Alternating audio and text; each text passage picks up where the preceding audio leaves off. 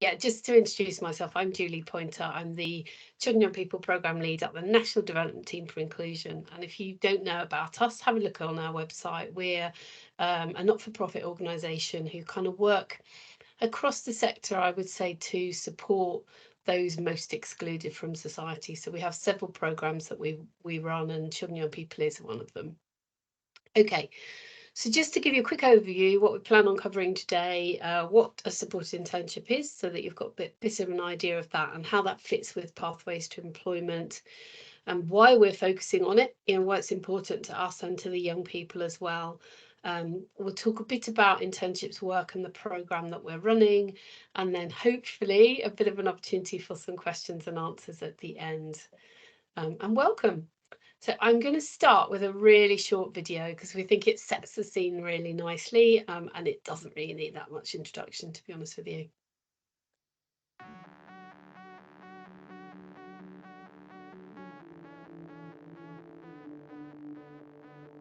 When I grow up, I want to be a builder. When I grow up, I want to be a woodcarver. I want be Kinga. When I grow up, I want to be an Xbox game designer. When I grow up, I want to work in a hotel. When I grow up, I want to be a vet and look after dogs. I want to be a racing driver.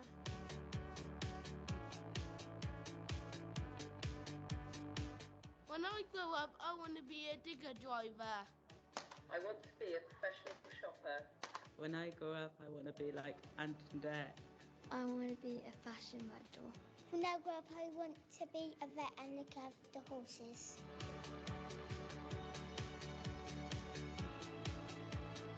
I want to be a chef and I want to make pizzas and curries for everyone. When I grow up, I would like to work in the kennels or cattery. I want to be a theme park maker. When I grow up, I want to work at McDonald's. When I grow up, I want to be a scientist.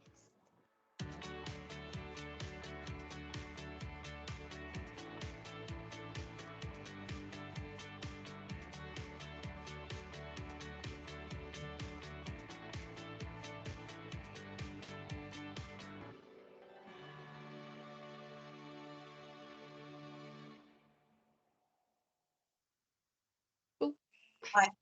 Oh, Sorry. no Okay, problem. handing over to you. Thank you so much. Great to be with you this afternoon. I'm Claire Cookson. I'm the Chief Executive of DFN Project Search. And so we bring partnerships together right across the country to deliver really high quality sports internships. I think this is a brilliant place to start. This was some research by Public Health England, as they were then, and they were looking at, what do we need across our lifetime to live a good and happy life?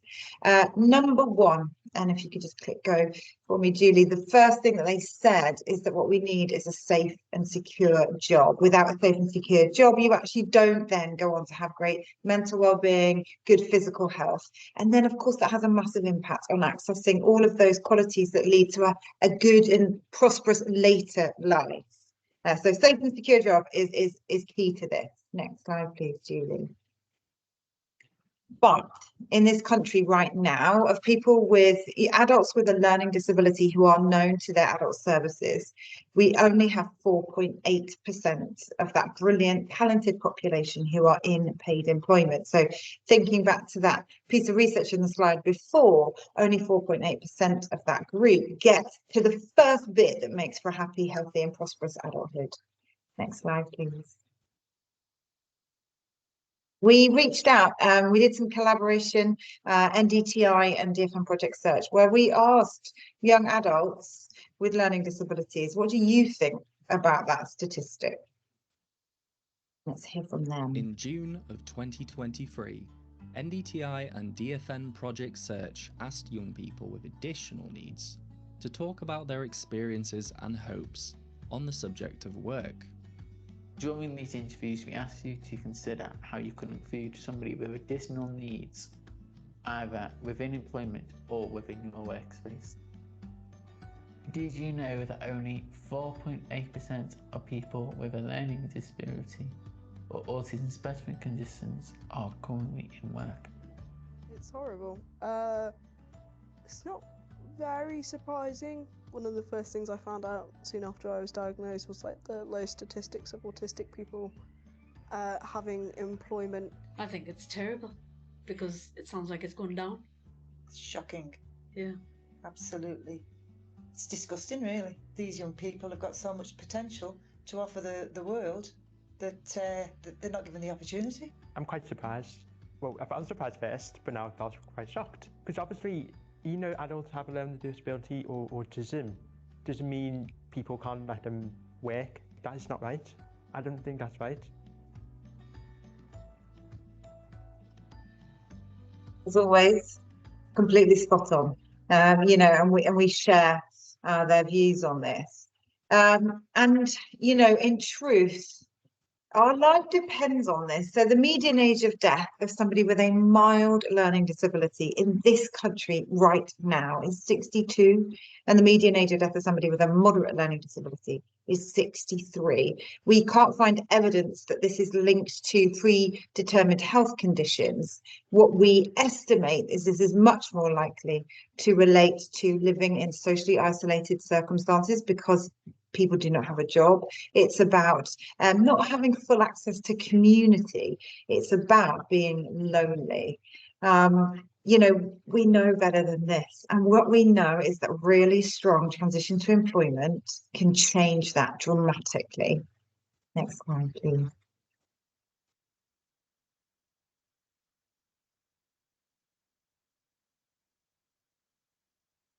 So, what does this look like then? What's a good pathway for people with learning disabilities or autism or both to transition into paid employment? The truth is it's about choice. There is no one pathway. There are a number of really brilliant evidence-based pathways that we should be ensuring as a big partnership together, that in every local offer, there is good and strong transition to employment. We know that what these young adults need, want and deserve is paid employment. So we must keep that front and centre of how we support these young adults. It's about helping them to develop their self-esteem and through accessing really good, sustainable support. Getting the job is just the beginning. It's certainly not the end. It's about making sure that we all have the infrastructure to thrive in the workplace. It's about being personalised. And it's about supporting these young adults to gain the greatest level of independence that is appropriate to them. And we really can do that as a partnership. Thanks, Claire. So my name's Laura Davis. I'm the Chief Executive of the British Association for Supported Employment. We're a national members organisation. I'm also the parent of 3 young people with special educational needs and disabilities.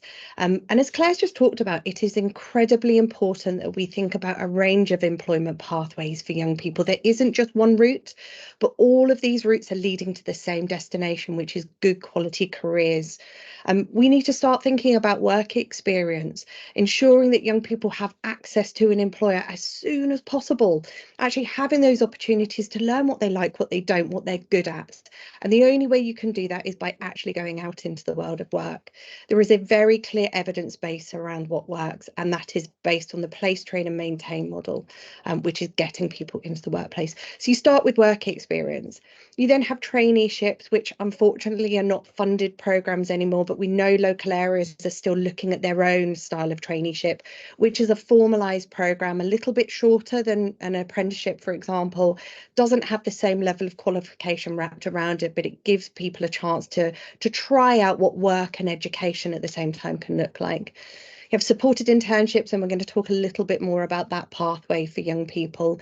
Then also supported apprenticeships, or also sometimes known as inclusive apprenticeships. Lots of people don't know that for young people with an education healthcare plan, you actually can reduce the level of maths and English that young people have to do. They only have to be working towards entry level 3. But also good providers are doing some amazing work around differentiating how you deliver an apprenticeship to support young people both on the programme but at the endpoint assessment.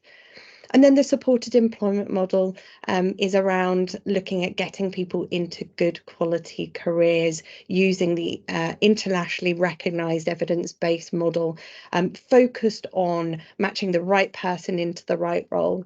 And again, it's a really important part of all of these pathways is that we're thinking about good quality ongoing support so people have careers, not just jobs.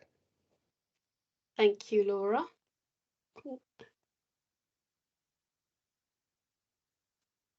So I think this is me just giving you a bit of an overview of what a support internship is, because there may be people on the workshop who don't necessarily know. And Laura's kind of covered some of this, but we're looking at a structured work-based study program. So those of you in the education world will know that all young people from 16 are on what we call a study program, and that's up to A level, but particularly for this group of young people who have an education, health and care plan, it's that structured work-based program, and actually originally designed for those young people who've got the most complex needs to support them into the world of work. So young interns are in full-time education, but spend most of their time in the workplace. And it's really important to think that it's that partnership between the training provider, usually a college, or it could be a post-16 part of a school, an employer and a job coach. So that kind of triad, if you like, of people working together to support that young person into the world of work. So what can it do? What we know, what we've learned through the work that we've done, through the work that's happened before around, positive outcomes for young people, we know that it can support them to really develop valuable skills. It develops their confidence, so it allows them to believe in themselves. You saw the video at the very beginning. Everyone has ambitions and aspirations. A support internship can really help young people to grow those aspirations and their confidence in their own abilities as well, and provides that opportunity to achieve paid employment. So the idea is that a young person follows a support internship and then moves into a paid role that works for them following their placement, if you like. And then for employers, Claire spoke about this, it provides that rich and diverse workforce, and it provides those great employees who are really keen and good at their job. We've got quite a lot of videos of young people talking about what it means to them to be in the world of work. And then for those education providers who are supporting the internship, it provides that progression route into employment and shows a commitment to diversity, shows opportunities that learners with additional needs can have. It prevents that learner churn. So rather than having a young person do several kind of life skills courses, it gives a really good framework and a pathway for young people moving into the world of work. And it's great for Ofsted inspectors to see. If you heard the CQC Ofsted team speak earlier on, they were talking about having a thematic review around preparing for adulthood. So it fits really neatly into that. Okay, so just to give you a bit of an overview, I'll talk a bit about the programme and then I'll hand over to Kieran. So internships work, again, I think Alistair was saying at the very beginning, if you heard him, it's a commitment to, it's a commitment from the government to support more young people with additional needs into the world of work. It's a 3-year funded programme, so we're just moving towards the end of year 2, can't quite believe where the time has gone, with the aim to double the current number of support internships, and you'll see in a minute where we're up to. It's being externally evaluated by an organisation called Cookson, so we should get some really good kind of evidence around how well the programme's done and what it's done to support young people into that world of work too. And it's 3 strands, so 3 partners in the room today. There's us, and we're providing support to local authorities. There's DFN Project Search, so Claire's team who are engaging and supporting employers, and then there's Laura's team who are working on improving the quality of support internships and job coach training, and she'll say a little bit more about that in a minute as well. Okay, I think I've covered most of this, but just to add that there is a pilot programme that's running parallel to this one to test out the principles. So we know that support internships are there for young people with plans.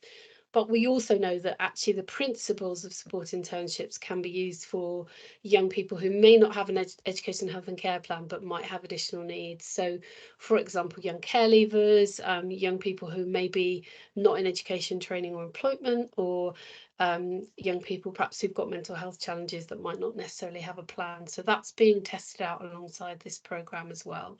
And then there's a few other things that are kind of going on around the world of employment. So we've got career support, enhanced career support, careers programme for primary schools, and then some work with DWP as well, looking at adjustments passports, which were tested out through universities. So there's other things going on alongside this programme. Okay, Kieran, I'm going to hand over to you. Hi, so I'm Kieran. I'm the program manager at NDTi for internships work. So where we are now, we carried out a baseline survey when we first started the project, and we re-carried out again in December. And these are some of the stats that have come through from that report. In the next few slides, we'll cover some more information around that as well.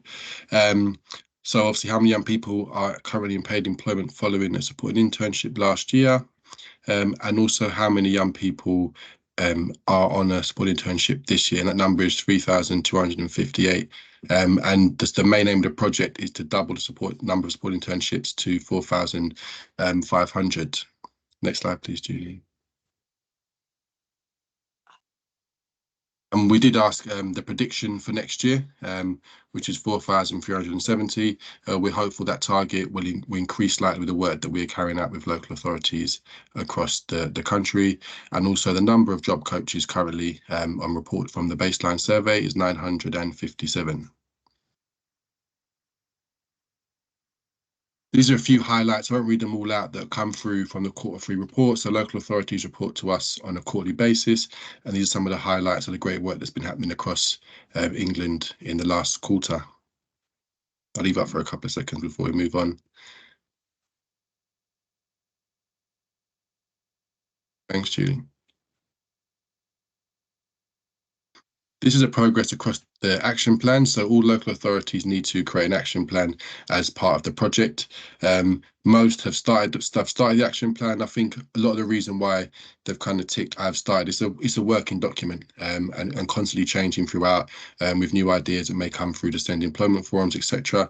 And there are 2 have not yet started, but we are working closely with them to progress those to be completed with them. Also, we asked about the partners that are working with local authorities across England. Here kind of highlights some of the main partners that are working with local authorities on supported internships. Thanks, Julie. Oh, it's over to Claire. Hand over to Claire now. Thank you. So our role around employer engagement is also around training up local authorities around how do you bring that partnership together around your SEND employment forum. So we've already we're underway with training with 125 out of the 153 local authorities, which feels brilliant. And I would just say it's been very collaborative and very brilliant. And we've got to know some amazing ambassadors in each of those local areas. And what we are hearing through that training is that providers, different partnerships are saying they feel much more confident to be able to support and deliver rotation supported internship placements following that training, which is just fabulous. Currently, we've trained up over 300 employer champions across a range of sectors across the country. That's ongoing, and we want to get to at least 800 by the end of this commission. These are people working in businesses who are saying, do you know what, we want to be the champions of supported internships within our own organisations, but also inclusion, the champions of inclusion. And also we want to talk to our networks. We want to bring other organisations into this brilliant opportunity. So we have also through that been able to secure some more strategic relationships with bigger businesses who want to be able to offer supported internships across the country. And really what they're saying in that is we are committed to high quality supported internships with local partnerships, which is brilliant. And we are thoroughly enjoying supporting BASE, Laura and her team around the supported internship quality assurance framework reviews. These are really important to us because it really is the first time we've had a quality assurance framework that brings the whole country together, and it really provides support. It champions, very high aiming outcomes, and it creates brilliant collaboration. So thank you.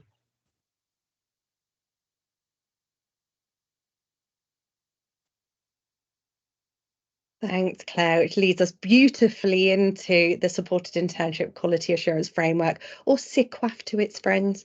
It is a tool that has been developed that helps areas to really look at what are those ingredients that are needed to make sure that we are going to achieve the best possible outcomes for young people, not only in terms of volumes of paid jobs at the end of it, but it's also about the quality and the experience that those young people have along that journey.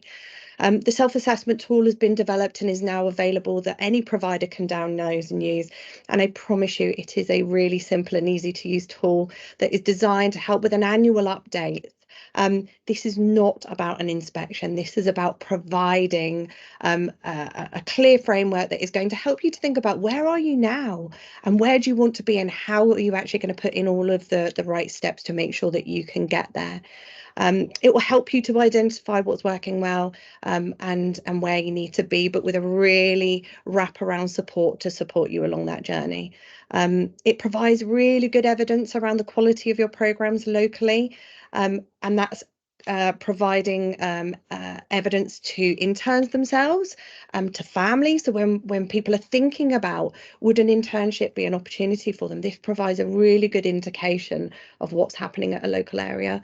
And for commissioners, employers, as an equal partner in the supported internship journey, again, it helps them to look at what is happening at a local area. And I think for lots of those education providers that might be on the call, you'll also want to know that it's supported through Ofsted. We've done a really good piece of mapping against the Ofsted inspection framework and then the SIQWAF. And I promise you it will help you with any Ofsted visits you've got rather than creating additional work. It will support the development of a smart action plan. So again, it's really important to know that this isn't a one-off piece of work. This is about continuous improvement and supporting people along that journey. Next one. Thank you. So the Department for Education have invested in peer-reviewed self-assessments as part of the internship work programme. And so there is an opportunity right now to get your free self-assessment peer-reviewed through the programme. And I think any area that is absolutely committed to making sure that we improve the employment outcomes for young people, this is a great place to start. You'd have access to 2 trained reviewers that would spend 1.5 days reviewing the programmes at a local level, helping you to complete your self-assessment tool, and then helping you to think about all of the evidence that you're going to need along that continuous improvement journey. This is a really supportive process about helping you to ensure that you've got everything in place that you need to deliver those good quality outcomes at a local area. I think it's also really important to say that we're seeing a real emphasis from the government around embedding quality assurance across the work that they're doing. So people might know that there's some work happening through the Department of Work and Pensions, and actually they are embedding. So it's a great start to start thinking about how we embed quality into all of those employment pathways. And then another amazing investment that we had from the department was around training up job coaches. You will have already heard the role that job coaches have in terms of not only securing employment for young people, but helping to ensure that it's sustainable. And that's what we want. We don't just want young people that are entering into the labour market. We want young people that are going to have long-lasting, flourishing careers. So the training offer that's available is to train 760 job coaches. Now I have to put a small caveat in here that we've already delivered quite a lot of those training places, as you saw from previous slides. And there is a need to start thinking about actually how do we prioritise across a geographical area so that we're getting a good spread. But reach out to us and we will happily have those conversations. And there are 2 training offers available, so the supported employment techniques and the training in systematic instruction. Now, I started my career as a job coach, and I always say only wish that I had these two training opportunities available when I first started my career, because we know good quality job coaching is the key to improving the outcomes for young people and making sure they have access to good careers. So who's eligible? Any job coach that is working on a supported internship program or looking at that follow-on job coaching work to support graduates to access good quality careers, and then making sure that those direct managers of job coaches working on the supported internship. So I guess all we'd urge you, if you want any more information or want to have a conversation about either the SICWAF or the training, please just reach out and we'll happily support and guide you through that process. Thanks, Laura. I'm going to jump out the slides because I think we've got, how long have we got, Kate? Maybe 5 minutes? If anyone's got any questions or comments. Yes, we've got a few more minutes. So if anybody has any questions. So I'm really curious to know the people who are in the room, whether you know what's going on, Claire's nodding at me, whether you know what's going on locally for you around supported internships. So please feel free to speak to us. Rachel, hello Rachel. Hello Julie. I've got two local areas that I work with. So I'm a DCO and I work with two different areas in North and West Northamptonshire. I think both local areas are in quite different places, but certainly West Northamptonshire is doing loads of work in this area. They've got a work stream, an action plan. There's quite a lot happening. I was going to say, obviously, all of the links on your slides and everything were excellent, but I was scribbling to get them written down. So you'll get the slides. Don't panic. Get the slides. I'll have to wait for the slides because obviously you can copy and paste, can't you, from the chat? So that's always helpful because you can just literally send it to yourself, which is great. So yeah, loads of work going on in West Northamptonshire. We've just had a business brunch with sort of businesses coming to actually sort of drum up, sort of sell it to them, etc. And that's immediately been very, very positive, and we've got some good outcomes from that. So we've got some follow-up actions going. Yeah, we've got a PFA work stream, and this is just one part of it, but it's the part that everybody wants to be involved in. It's the really exciting bit, really. It's such a positive area, I think, Rachel. Yeah, it is. So I think it's relatively early days for us because we're a relatively new local area, but I think we're on the right track. But I'm really interested to sort of potentially sort of just share the resources and tap in with colleagues from the local authority to say, you know, is there anything here that we can get help with that might be useful? Brilliant, thank you. And I guess, Rachel, a kind of plea from us, it came about in the previous workshop as well, is that we need to engage more with NHS providers so that we can ensure that, you know, there are opportunities. In fact, not just NHS, you know, it's the same for council as well. We need to make sure we kind of walk the walk and actually provide those opportunities within our own workplaces too. So yeah, any help that we can have around that would be brilliant. Thank you. Anyone else got, I think something else has just gone in the chat. Anyone else got a question? Oh, great, Samantha. So find out what's going on, Telford and Wrekin. We've got, yeah, if you need any links, come back to us because we've got one of our delivery teams covering the whole of the regions, all of the regions. So we can link you up if you need to be. Thank you, that's great. You mentioned in the slides about linking up with some national employers, which is really exciting. Do any of those spring to mind? I don't want to put you on the spot. I'm not expecting Claire will have a list in her head, 300, but are there any that spring to mind? I mean, I'm thinking about, you know, large hotel chains, just large sort of national chains, really. Yeah. So, yeah. Go on, Claire. Yeah, some of our biggest like strategic leaders who want to do stuff. So Amazon, you're right to mention some hotels, so Bespoke, Marriott are really interested in growing. Also NHS settings, right? They are a phenomenal partner, both hospitals, but also the arm's length bodies. So things like the blood transfusion units, some ICBs actually.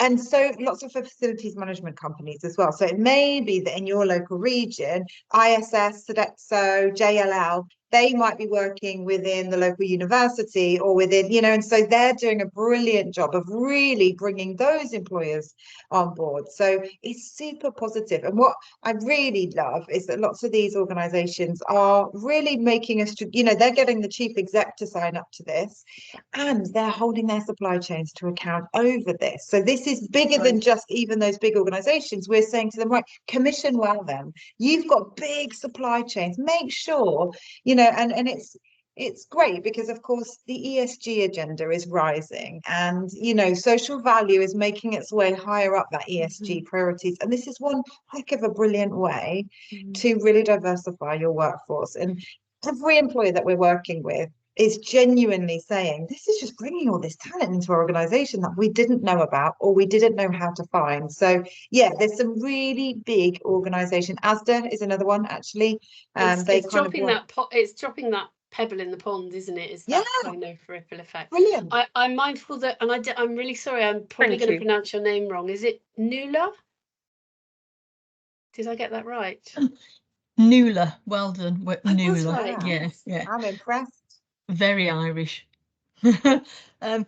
Okay, I work in Manchester, and I don't necessarily lead on this aspect, but we do have a lot of good links with North Manchester Hospital. Yeah, brilliant. And we've just had, I say just last year, our first internships at the local authority. So in terms of local authorities, we decided, oh my goodness, we're pushing everyone else and we're not doing it ourselves. So put our money where our mouth is, and we've had at least two internships. So it's all good.